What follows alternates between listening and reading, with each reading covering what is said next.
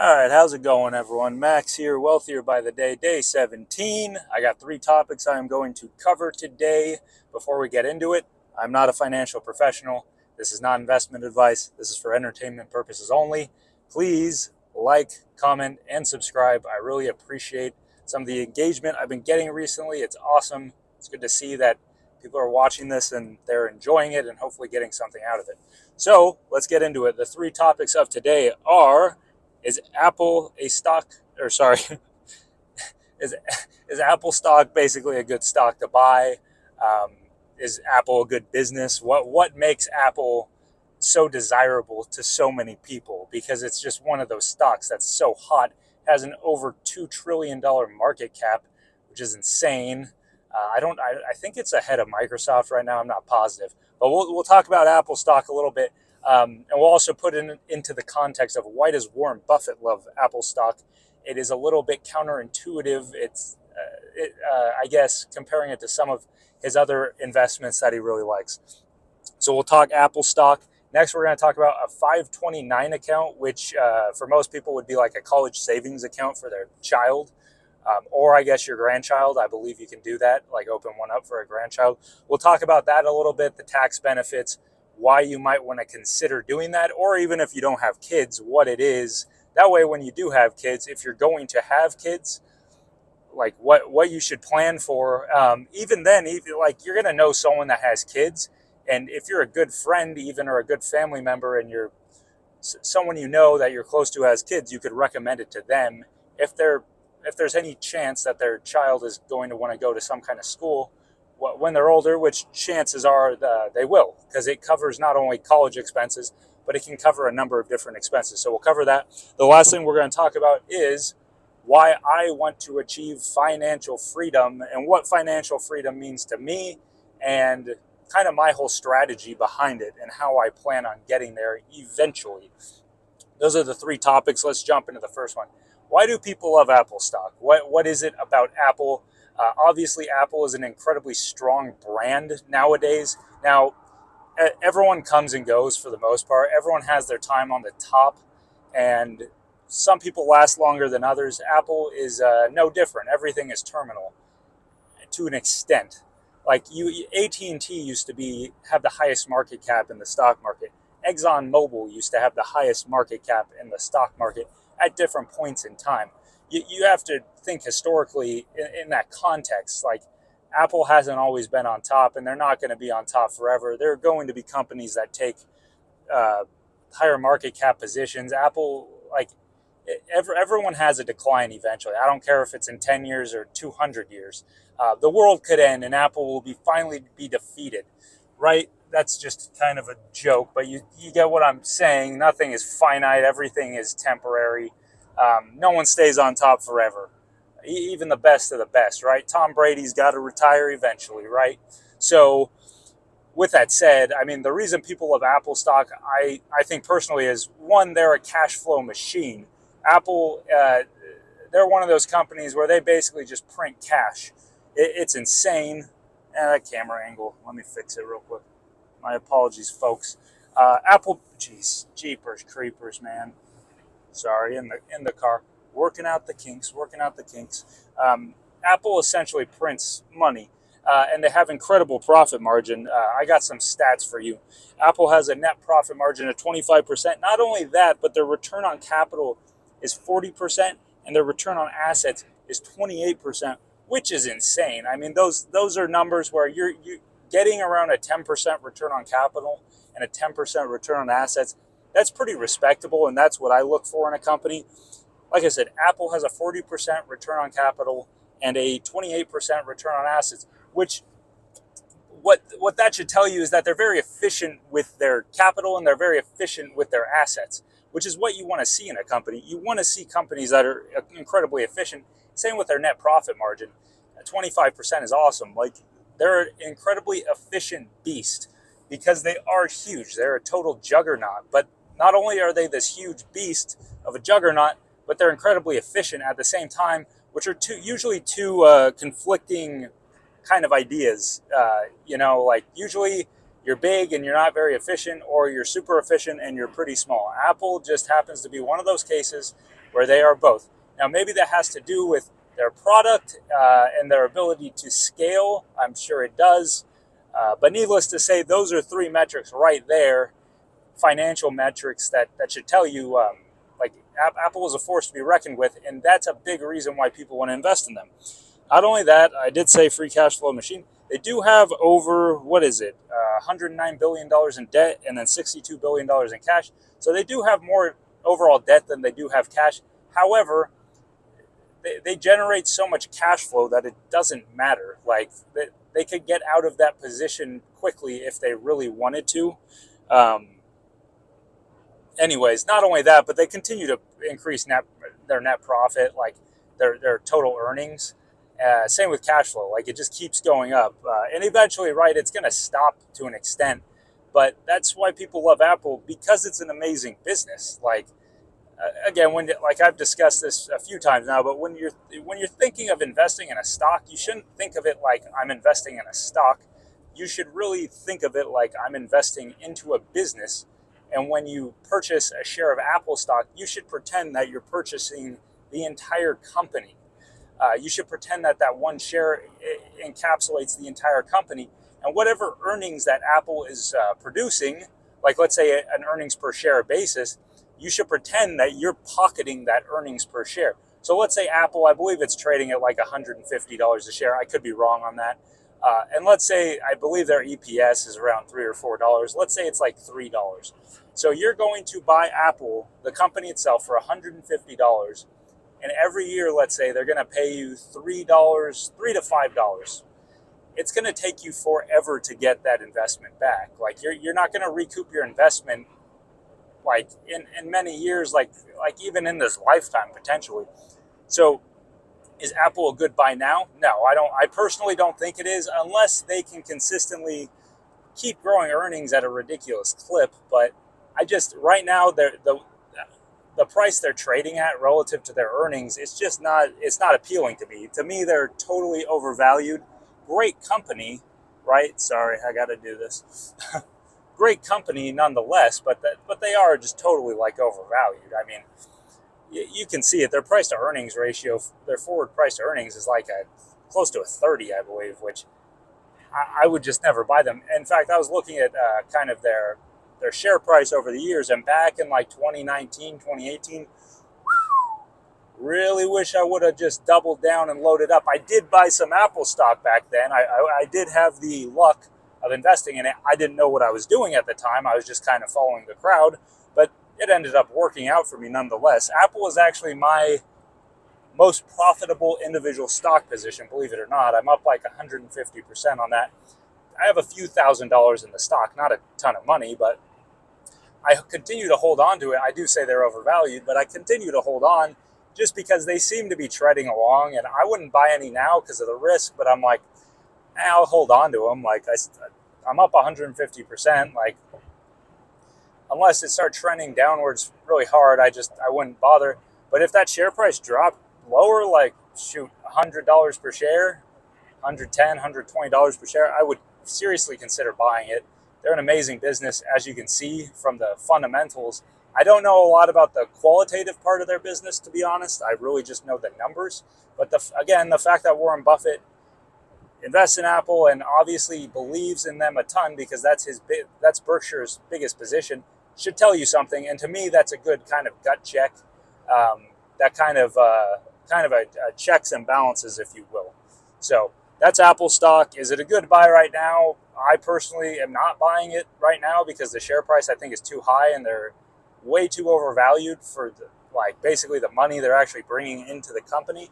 But an amazing company nonetheless, and definitely a buy at the right price point. So that's Apple stock. Next, we're going to talk 529 account. So what is a 529 account? That's what many would refer to as like a college savings account. So it's essentially a brokerage account that you can sign your child up for as the beneficiary, and you can buy index funds and ETFs and all that good stuff. I think you can even buy individual stocks if you wanted to. I personally wouldn't do that. I would keep it simple, and I would do index funds and ETFs like you would like a retirement account. Nonetheless, it's basically an investment account where you put in money. And in my situation, I have a 529 account with Fidelity for my daughter, who's a little over 1 year old. And I put in that money post-tax, out of my paycheck, post-tax. Right now, it's at about, I don't want to give an exact figure. It's between $10,000 and $25,000. That's where it's at, and she's 1 year old, so that's not bad. Um, I should have figured out some figures that would help you how much you should invest a year. I'll do that another time. Basically, I'll do a timeline on how much you should invest each year to get your child like 100 grand for college, if that's your goal. Anyways, but a 529 account, again, it's like basically like just a stock investment account. The nice thing about a 529 account is it goes in post-tax. At least in my case, I think there are situations where you can put pre-tax money in. I think that has to be ran through an employer, and that's my understanding. Look into that a little bit more. I looked at the very basic facts that I already knew and some other stuff just to fact check myself before I made this. But look into if you can put money in pre-tax. I would really like to know if anyone actually knows that.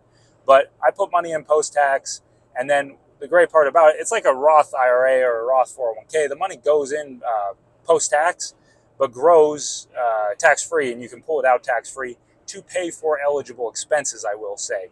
So you can't just pull it out to pay for anything. It has to be for like a college expense, a trade school expense, an apprenticeship. And you can also use it for K to 12 schools, but there's a $10,000 cap every year on how much you can invest. So that's a little caveat.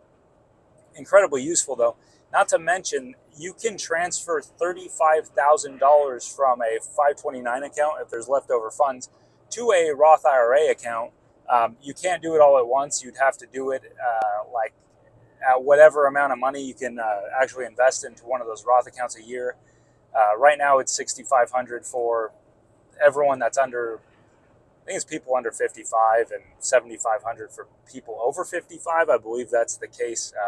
Again, you might want to fact check that. But regardless, you can actually roll some of that money over into a Roth account, which is that's awesome because there's almost like no reason not to put it into the 529 account, especially if you can roll it over into a Roth account, because Roth accounts are, I mean, like the coolest retirement accounts there are.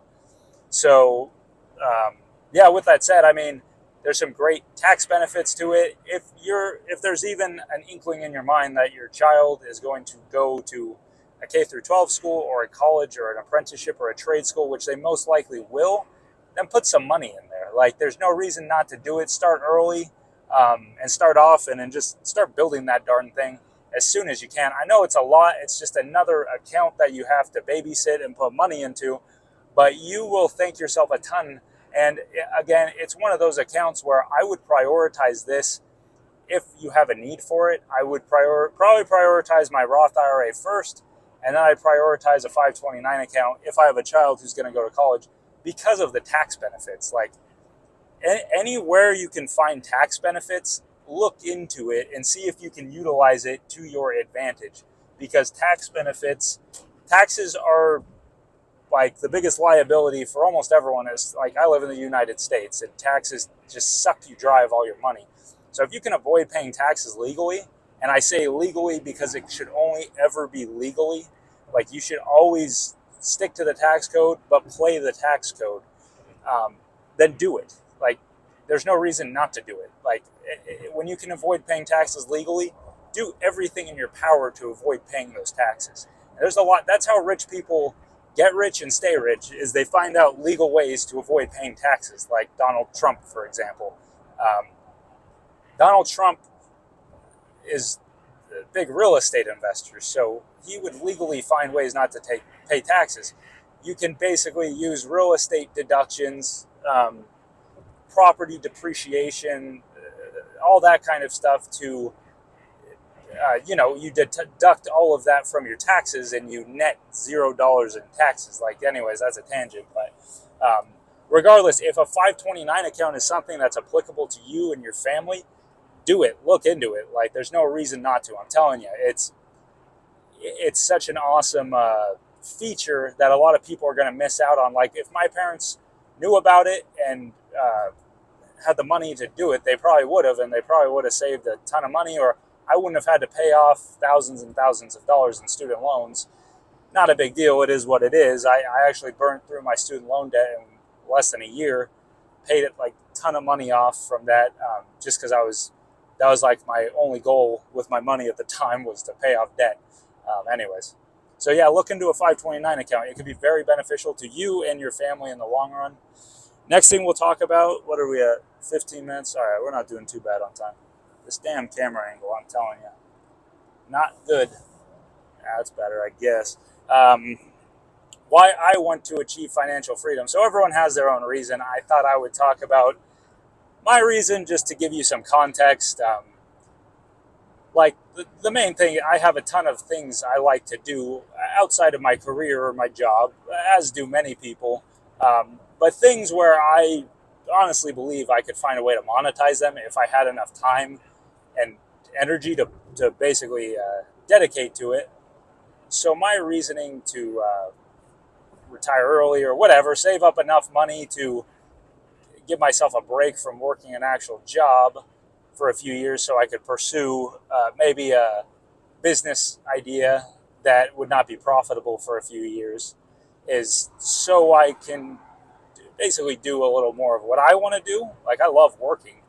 Don't get me wrong. I love being productive, and I love cranking stuff out, and I just love being productive. Like, it's the most, that's what I found is the most rewarding thing in my life, is completing tasks and building things, and just staying super busy all the time. That's, for me, that's what that does it for me. It makes me happy. It makes me feel like I'm doing what I should be doing with my life. And if I could have financial freedom, I could do basically what I'm doing now, but I could probably spend a little more time being productive in areas that I'm a little more interested in.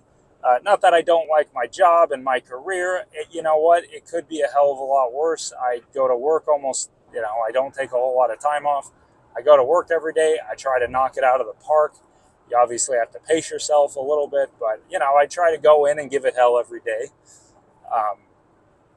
But I would love to give that same level of effort and dedication to basically something that was my own thing. Like, even if I could I'd love to start a construction business, construction company. Like, I'd love to do that. I play guitar and my brother plays the drums, so I'd love to start a band, like a real band where we made music and tried to monetize the music. Not to mention all these social media ventures. I mean, there's just the list goes on. There's just so much I would like to do business wise that I'm limited to doing right now because I have to have a real job, So, the idea is that, well, if I could save up enough money, to take a few years off and really give it all I got to some of those business ventures, then I could try to make that a stream of income as well.